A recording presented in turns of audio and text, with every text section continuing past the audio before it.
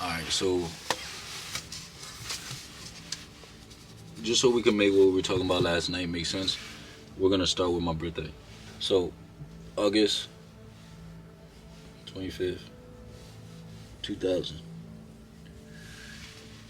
So based off of this, the regular numerology code, 8 plus 2 plus 5 plus 2 equals 17.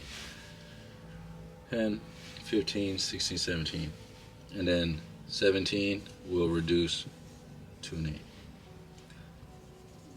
8. So my life lesson number is an 8 based off of, this. This is the what we know now. And then I'm going to put up the description of an 8 right now. It's just some cool info that I was able to put together. And now, if we're gonna go based on the Council of Nicaea, before it was omitted from the Bible, my month August would be in 6. So August would be 6, 25, 2000. 6 plus 2 plus 5 plus 2. So this will be 7, 8, 13, 14, 15. 15 will reduce to 6. So this is also cool because I feel like both 8 and 6 both describe me really well. So now, to put this, just to make this make sense, I feel like there is two sides of everyone, right? And before you are somebody who goes inward and, let's say, become religious or want to search for something more than the physical world, we have, I guess I would call it, a higher self or a higher way of being that we're gonna aim for. So for me, 8, I put up the description on the 8th, but just at the top of my head, 8 is abundance. It's your 8s make a lot of money. It's also the infinity sign. So 8's karma come back really fast, like this, and it's just amazing because I feel like that aspect right there, that karma aspect, I have to live my life in morality.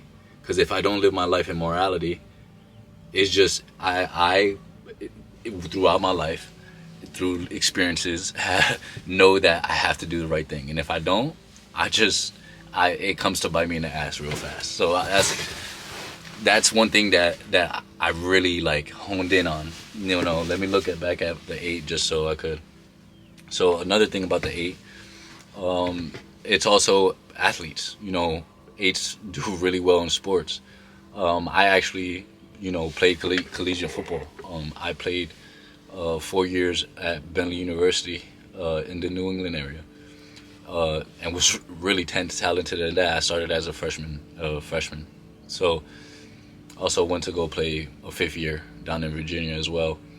That's probably a story for another day. But yeah, so it was the 8.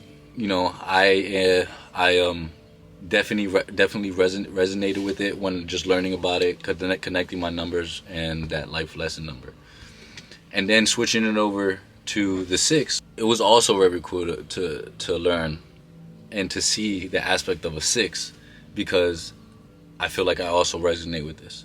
And then if I go more inward, and I feel like if I want to go try to have a connection with God within myself, I feel like 6 resembles me way more than an 8 would resemble me, which I feel like that's more on the physical level rather than the spiritual. So here's a 6. So 6 as the life lesson number. You are here to learn a sense of responsibility for your family and community. 6 is the love and domestic vibration and requires that you be responsive to the social needs of others.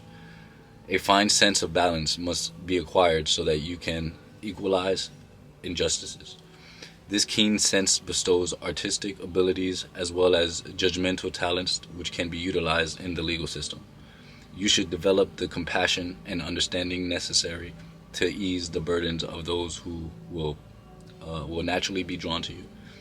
You are among those who serve, teach, and bring comfort to humanity. A wide choice of professions is yours, including nursing, teaching, welfare work, the ministry, medicine, restaurant enterprises, the legal professions, and possibly veterinary or animal husbandry. You may also choose to enter a career in arts, in interior decorating, or hairdressing. So that was a full description of the 6. Now, I heavily resonate with that. Just off of the beginning of it, I am here to learn. The family aspect for me personally is a huge aspect, huge lesson that I'm learning in this life.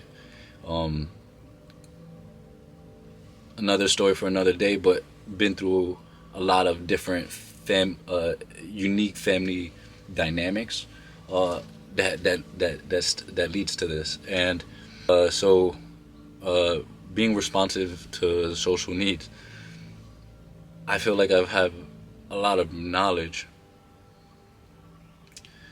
that I don't want to come off as egoic or in a manner of that, but I do feel like I have to express myself in a way to be able to find happiness. So there's a balance that I'm searching for, and I guess this is my jump, to do that. And another thing, before I wanted to go into, well, when I wanted to go to college, I actually wanted to be a nurse, which is kind of cool. So, but I couldn't go into nursing because the college that I got a scholarship to, was a business school. So it's just cool how, that all of that plays, and how I was able to connect this and be able to see the two different aspects and how it plays out in my life. And I really believe that, just like Robert Edward Grant is talking about now, is that everything is intertwined. All of the things that are placed in front of us are meant for us to digest and find things that we possibly may have left for ourselves to find out in this life. And now this is going into reincarnation and past lives and things like that. And you may not have to be having a download from like a higher being or channeling anything at this moment, but you could still be aware. You could still analyze. You could still read God's answers through your everyday experience if you're aware enough. And I feel the more you realize the body's sensitivity within your physical body parts and your body chakras, it's a lot easier to quiet out the noise. And yeah, so I was off a little rant, but now I want to see if we go into what Robert Grant had found. And I feel like it's very similar. It's very similar, and I feel like a lot of yous, while it's not direct, I feel like some of you will be able to appreciate the synchronicity that plays here.